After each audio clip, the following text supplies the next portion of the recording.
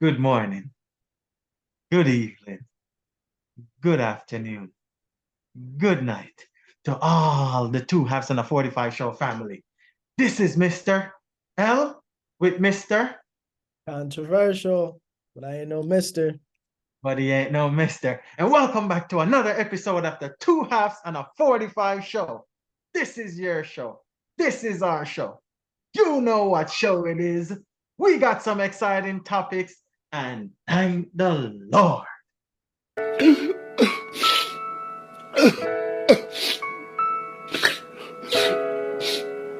Thank God. Football is back. Listen, football never went anywhere. It was just international breaks that happened. A lot of people know how we feel about the international break. Some people feel the same, some people don't. But we do also watch the international football. So, it was a great showpiece of nonsense football. But For hey, sure. there was some upsets. Great, give a great shout out to the Jamaican national team there for nice victory. Also for all the teams that made it to the Euros, Hungary, going to give them a shout out. I don't think they have made it to a Euros or a World Cup in a quite some long time. Double slide. Yeah, yeah, Yeah, man. yeah. And just other teams that had World Cup qualifying teams of Africa, the Gambian national team, even though they lost their first two games. But hey, just want to give a shout out to all the team for World Cup qualifying South America. Hey, Brazil not looking too good. I told you, hey, they had some shockers. It's just a quick mention to all of them. Japan France. and all of Gotta those give a teams shout out all to over. France. So France, I mean, Mm. Gibraltar. Again, just giving a quick shout out. But anyways, football is back. You know why you're here. You know why we're here. The Prem is back. The Prem is back. The Prem is back. Hello, boys! I'm back!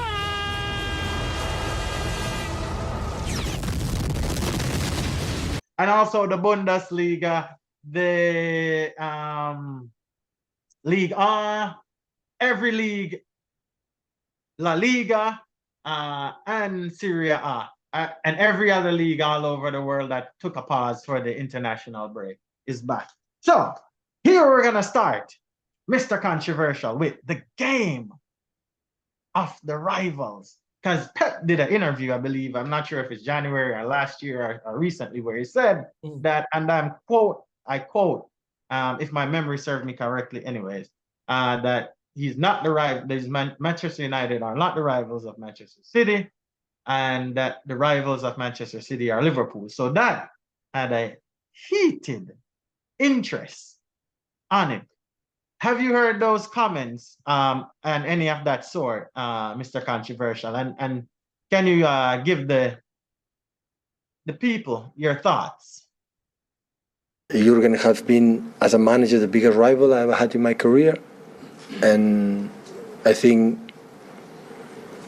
what both teams propose is good for the football, because both teams want to try to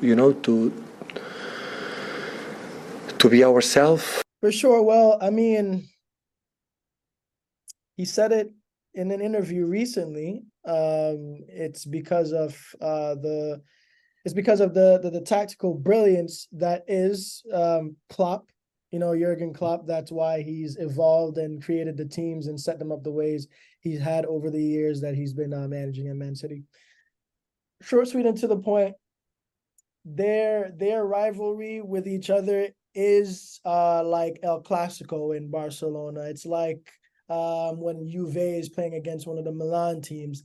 That's what it is. It's now a part of like English like football heritage that these two are like the juggernauts right now. Manchester United, they were a titan, but that was yesteryear. That's back in the past. Moving forward, it's just Liverpool and Manchester City. The only person that Klopp sees as his rival, the only person that Pep sees as his rival is their respective teams right there. That's what it is. Can I just make just an interjecting point in what you're saying, Mr. Controversial? would you say this rivalry go back from the days of the Bundesliga? Oh, of course. He even said it himself. With Jurgen being at Dortmund and Klopp, and Pep himself being at Bayern, that's where this rivalry started. That's where it fostered, right? And then moving to England, it was just like, oh, let's pick up right where we left off. And it's just been them back and forth, because really they are the primetime teams, in the Premier League. Like, they're the top billed squads, and it's always them, biggest rivalry. Well, yes, you are so right, Mr. Controversial. And as I said to the people, the Prem, it is back! I know you're seeing the excitement on my face, but we got to move on. We're going to talk about the other leagues that are back, because the leagues seem to be heating up.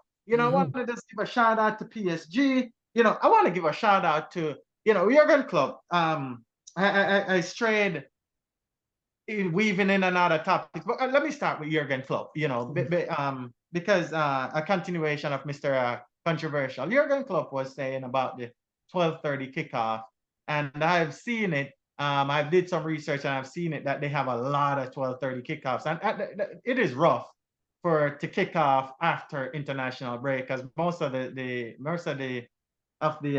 teams for Manchester City and Liverpool are international players. They're South Americans, most of them are Europeans, but still they're not all English. And so with that said, Jurgen Klopp was talking about the preparation of his team for Manchester City and all of that stuff. And I have seen it where I have to give my hats off to the managers of Bayern Munich and PSG and their opponents that they faced Friday after an international break, which I was just about to mention that. Absolutely nuts. What are your thoughts, Mr. Controversial? Look, I'll say this probably 3 podcasts ago. I'll say it again in the future, and I'll keep saying this. These players are playing too much. Look at what happened recently. Gavi, ACL injury. Vinny, he's out.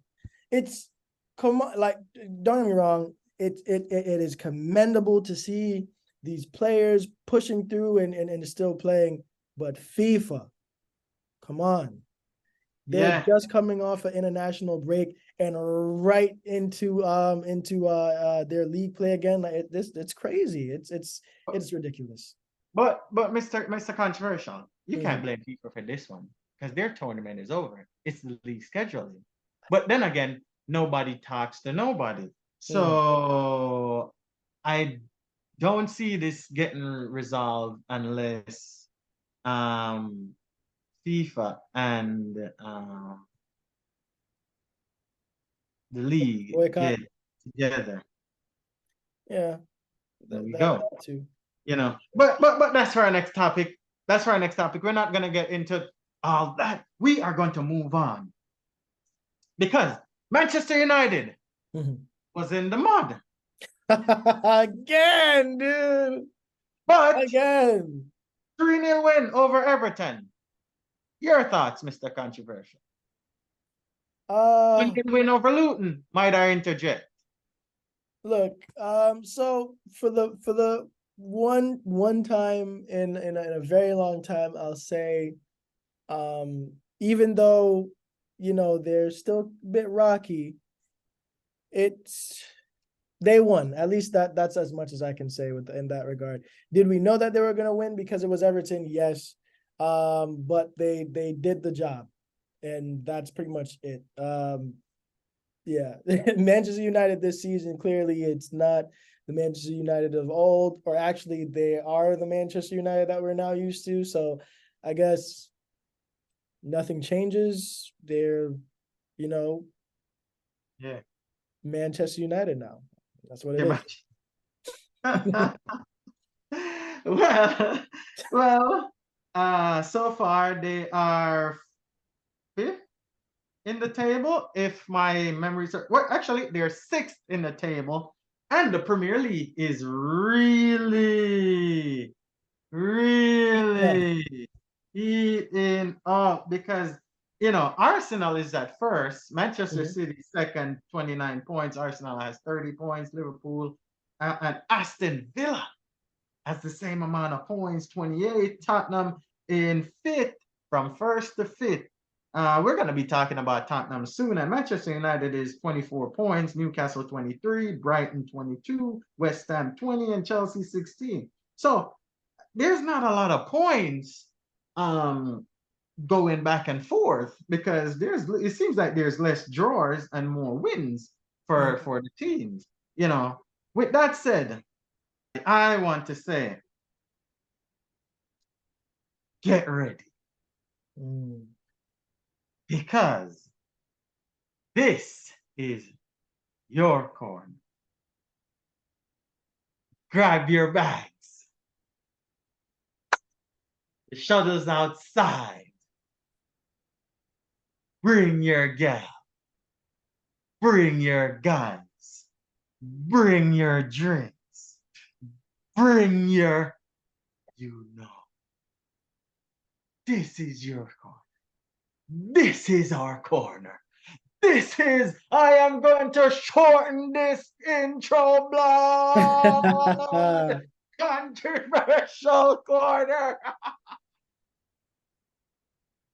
with your host, Mr. L and Mr. Controversial. On the topic today, Mr. Controversial, we're going to start off with back to the international break because this had an impact on injuries with players. No Gavi, and Barcelona looked like they were struggling. What is going on down in Catalonia? Right. Well, aside from Girona still being a rock, they don't seem like they're moving from their position anytime soon. But for sure, to Barcelona, it is hard. Their next, honestly, it really feels kind of like, don't get me wrong, they're getting in a lot of academy players, but it feels like they should just pack up the season right now. Like their injuries are just it keeps stacking up. Not to mention the influx of games that we're going to be getting, especially come next season when the Champions League gets retooled. It's crazy. I said it and I keep saying it. These players are playing too much. It's ridiculous. Don't get me wrong. I love watching my all the teams play. I love watching soccer club games, but when it's mixed in with international football, too much games mean the players don't play because they're injured. And if the players don't play because they're injured, then there's no entertainment to be had. Okay? Figure it out, FIFA. Come on now. But that's my thoughts. What are your thoughts? My thoughts is that talk to each other. We said it. Talk to each other. Simple. Everybody's want to be above everybody. Just sit down and have a conversation. What would be best for the product? Hey, face it, it's a product. And then move on where everybody can be financially healthy because this is all about money. So. Of course. Yeah, but anyway, if you're not taking care of we are going to move on and talk more about something a little bit excited with this. Antoine Griezmann is back. Can I say that? No, you can't. The Scudetto is turning up. The Bundesliga is. Let me not say that yet because Xavi Alonso is going on very well. Oh, you are right. You're all right. What are your thoughts on those topics, Mr. Controversial? Starting with anyone you want, from Byron to Napoli and the Scudetto and Mr. Mbappe himself, and just any of those topics. Go ahead. Mike is over. So, let's go with Bayer Leverkusen. They are still on a they're pretty much still storming the castle as we speak right now. Like they haven't been a letdown since the season start.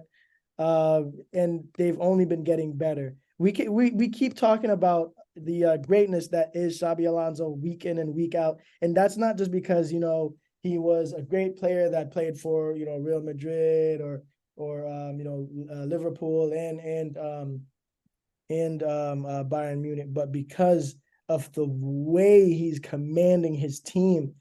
They still haven't lost yet. They're pretty much the only team in all the top leagues that haven't lost a match. Listen, they're the only team in all the top flight leagues that haven't lost a match. Hats off to that. Great. It's greatness being seen right now. Bayern did definitely. They haven't lost yet either. They are still like contenders.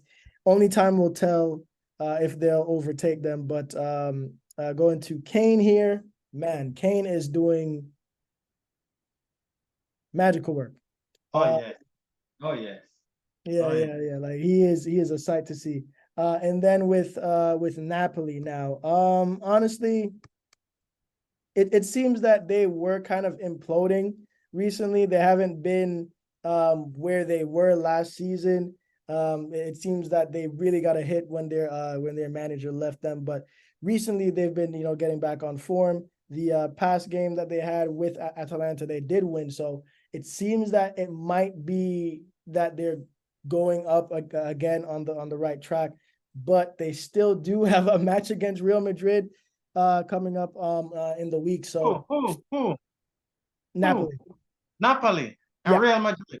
Mhm. I mean, that is going to be I think that is going to be the audition of the Georgian player, Kvaratskhelia. Right. You know He who he I'm he talking about. definitely is coming back up. Yeah. Mhm. Yeah. But only well, all we can do is just leave it on the field, and we'll just see when that time comes. And then moving on to Griezmann now. Whew, I've been Yeah. talking for a lot, guys. Moving on to Griezmann now. Man, resurgence. Honestly, I thought Griezmann was done. I never thought he was on the level of Messi and Cristiano Ronaldo, even though they placed him third all those years ago. I still didn't really think that he was that great, but every time I do look back at his game, how he does play, him as a player, what he brings to the team, he is pretty much, he's like the backbone of every team on France, in Atletico Madrid. He's the person that really makes the team tick. He's pretty much the spine for me. He's that guy, and it's crazy for me to say that because I never really thought of him that way, but for sure, Griezmann, yeah, he is. He's a top guy, man, for sure. But yes, what are your thoughts about that? Listen, you said it all. There's nothing to say because you obliterate all of the talking points straight up. So I am with Mr. Controversial, and we are gonna end it by saying Tottenham, 3 losses in a row. How you feel, my friend? Hey, I'm not saying anything about expressions. It's just No, I am. Shots fired. Expressions, where you at, my G? huh? I said I am. Shots fired. Expressions, where you at? He was getting all excited at the start of the year. Yeah, I told you. What I keep telling you, I said the world is not normal. This guy is too happy. He's gonna get sad soon. Because in a league season, we all want that one title Arsenal got, even though no one remembers it, the title of being immortal, not losing any games. And I feel for Tottenham itself, even though they lost 3 times, they should have never lost to Wolves. I don't see how that happened. And Expression kept saying they have 11 players. They have 11 players. And they have a host of injuries. So I don't know. He knew his team way better than I do. You know, we are neutral. We're not fans of Tottenham or any, other teams or stuff like that. We're neutral pundits, if you want to call us that, our newscasters. If that so fits here at the billing. But Ange is having a Angie great season. Welcome to the Prem, Ange. It ain't so fun anymore. Right. And just Listen. piggybacking off of what you're saying, Yeah. when it really comes down to it, it's the Prem it is unpredictable. You never really know what's going to happen, but at the same time, there is an air of predictability. Now, we do know Tottenham. Yeah. As amazing as it is that that started off flying, didn't lose at all. Again, everybody, it's Tottenham, okay? It's Tottenham, all right? But Tottenham, it's the history of the Tottenham. They weren't gonna win a Premier League, okay? It's I Tottenham. mean, they can. They though? They can. They can. Anybody, Leicester win. Anybody can. I mean, that was a year when everybody was asleep. I really called that a fluke. Yes, Leicester did win, but listen, in order for Tottenham to win, I believe it would have to be the last Premier League year ever. God would have to be coming. Jesus would have to be coming. No. And the Don't do Seagulls would that. have to be Don't do raising. Don't do that. Listen. Don't do Tottenham that. for Tottenham to win a trophy. Don't do that. It's the end of days. I'm telling you. I'm saying, what a roasted expressions where you at, blood. Roasted expressions. Hey, I didn't even do you guys that bad, man. But you know what? The corner has been nice. It's been sweet, but we have to leave. So you might be tipsy. You might be to the sky. But thank you for coming on the controversial corner, everybody. And for the last topic, this one might be more controversial than the controversial corner. So we're gonna go with goal scoring. Mr. Mbappe, I think he scored one over the weekend. Harry Kane cannot stop. Erling Haaland. Mo Salah, an assist again. Jude Bellingham. Back in action. I got nothing else for you, blood. That's over to you. Right. Look, Bellingham is just honestly, it's hard not to want to say he's the GOAT. It's still the first season, so let's see how the second season goes. It's crazy for me to even be wanting to give a title of that magnitude to a 20-year-old, but the proof is in the pudding. He's putting up CR7 numbers, and he's not even a striker. So I talk to that dude right there. Going to Mbappe. Really, come on, guys. I'm gonna just put Mbappe and Haaland together in the same boat. We do know that this is the next regen of Cristiano and Messi. That's just, it is what it is. Haaland just broke another record, 48 matches and 50 goals in 48 matches. Who is doing that? FIFA stats. Now we're gonna go to Kylian Mbappe. I can't remember the last time he stopped scoring. Like, honestly, he even come on, even with the 14 thriller at over the international break, like yeah, France pummeled Gibraltar, bro. Destroyed them, and he's not gonna stop. He sees now, like, okay, people think I'm not top two. He's feeling like Drake. He's like, I'm top two and I'm not two. So he's gonna be coming up there too. So and also again, Haaland did break another record. He's still breaking records. So hats off to him. And then Harry Kane, man, I said this before he went.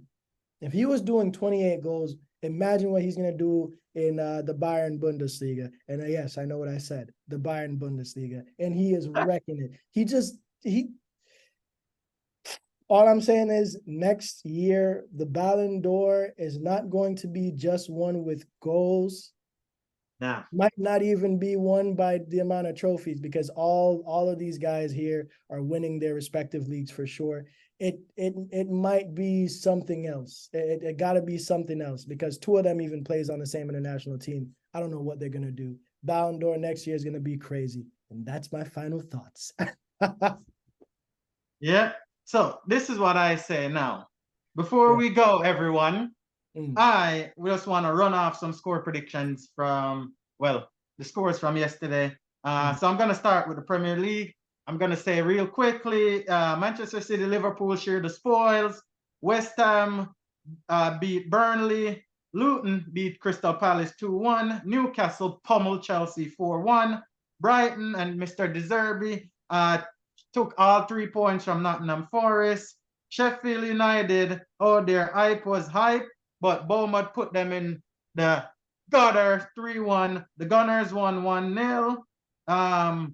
Over to, just so you know, there was a Europa Conference League. It was Maccabi Tel Aviv versus Zora. It was 3-2 to Tel Aviv. I'm not sure if there was a major holiday within the Arab world or something, but if there's so, then whatever holiday they celebrate, I was just saying hello to it. La Liga. So Barcelona shared the spoils with Rayo Vallecano. Valencia, naturally this will be done by our La Liga insider, but I'm going to just do it. Valencia shared the spoils with Celta Vigo.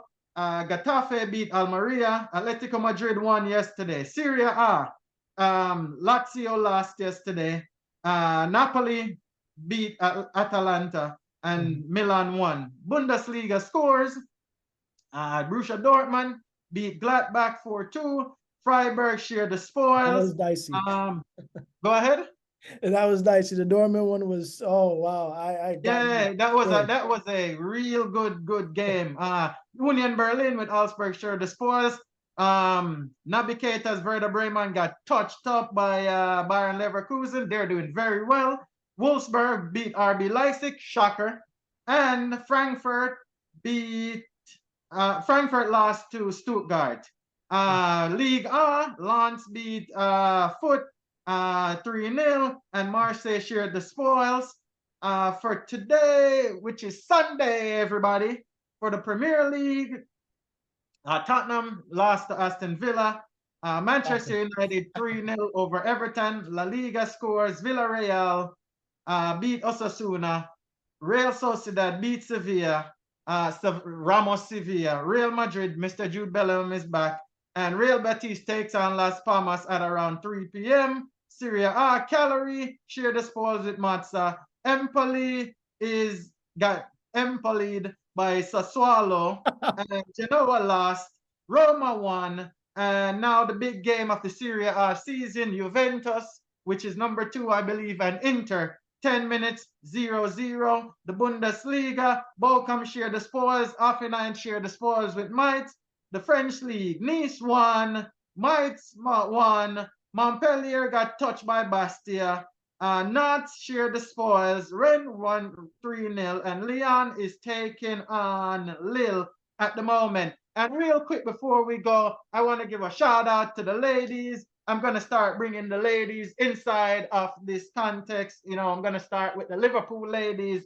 They won 3-0 over Brighton ladies. Congratulations to the ladies. As I said, people, we're going to start giving you more and incorporating more. This is your show. This is your channel. Everyone is included because this is your show. This is our show. This is the 2 halves on a 45 show with your host, the brothers from the same mother, Mr. L, Mr. Controversial. But he ain't no mister, just like you know. Thank you, everybody, for coming on the show. Good night.